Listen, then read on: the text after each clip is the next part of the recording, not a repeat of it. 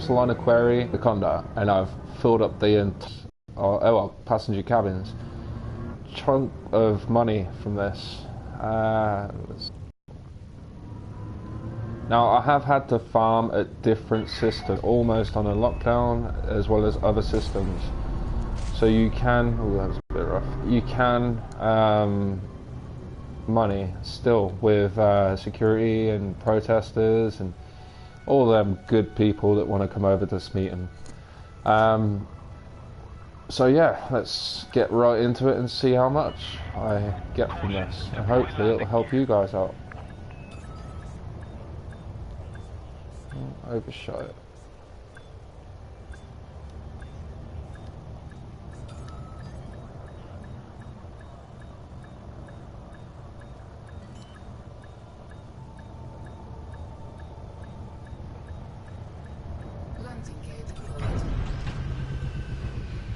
Okay, now I have got a small cargo rack on my ship, so you might have to bear with me on this.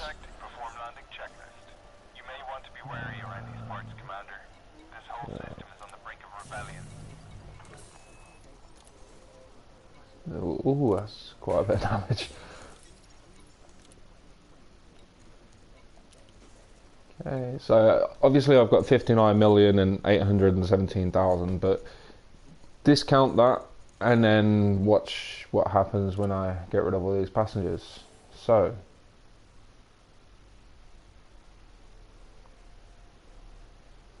when it loads, come on. There we go. Right, so first one.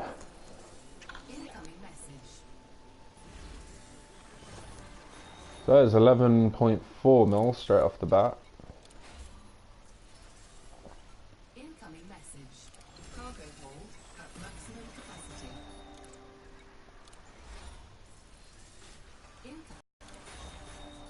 I would say it's definitely worth it to get an Anaconda and farm at different systems if you can't fill up at Upsilon Aquarii and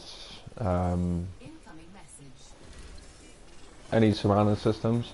So go to HK Aquarii, I think it's called, and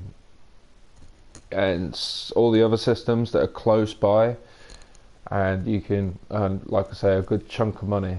So what is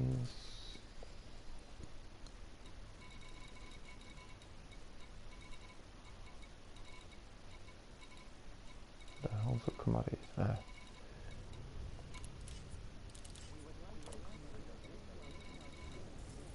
Okay.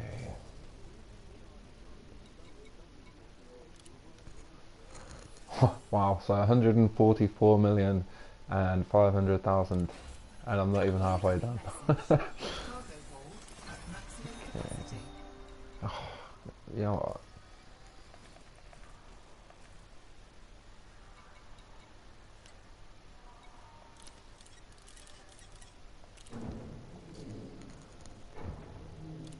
I'll have to reload the screen.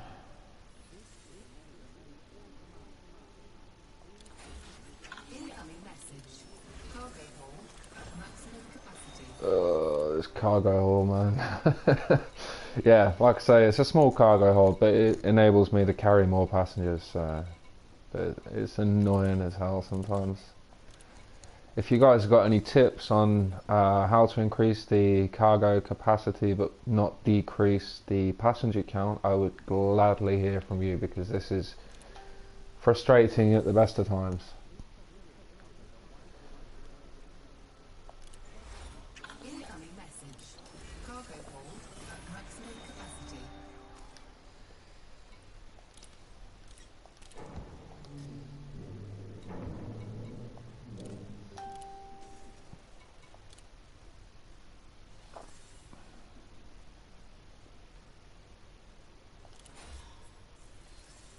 Incoming message. Cargo hold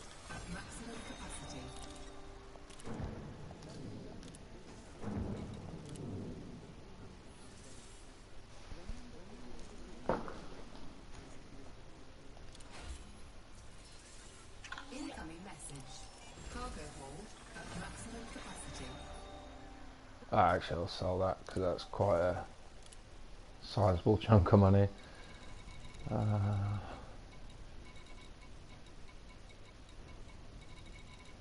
Yeah, normally what I'll do is if the cargo's not worth a whole lot, then just jettison it out.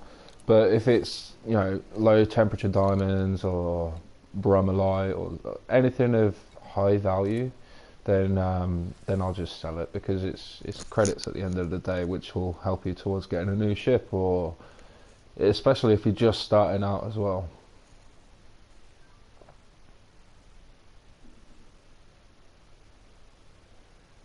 And the load. Alright. Doesn't look like I've got any more.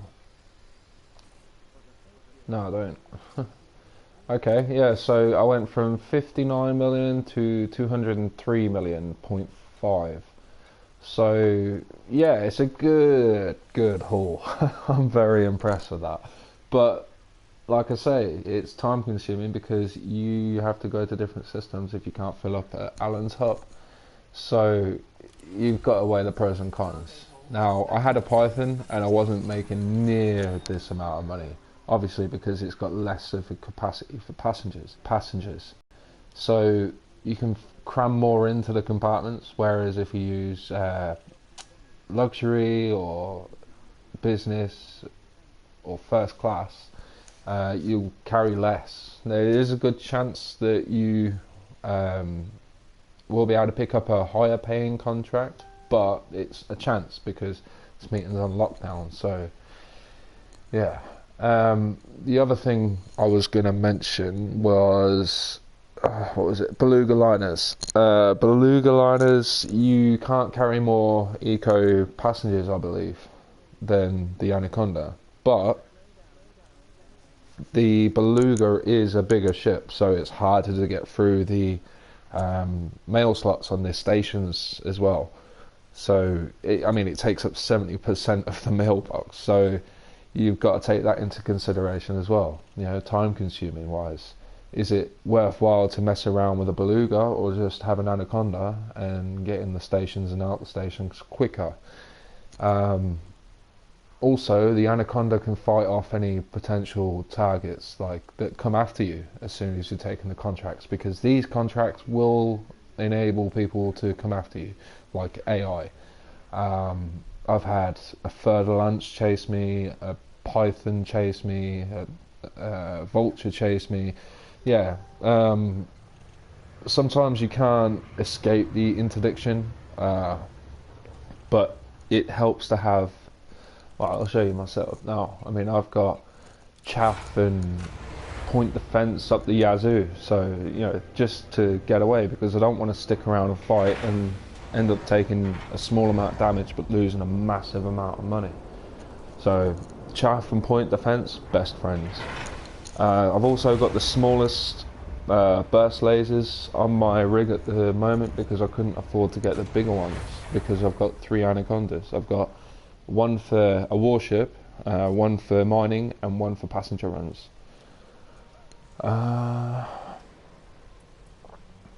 So the setup this setup is basic because, like I said, I couldn't afford to get most stuff, so the core internal needs a lot of work.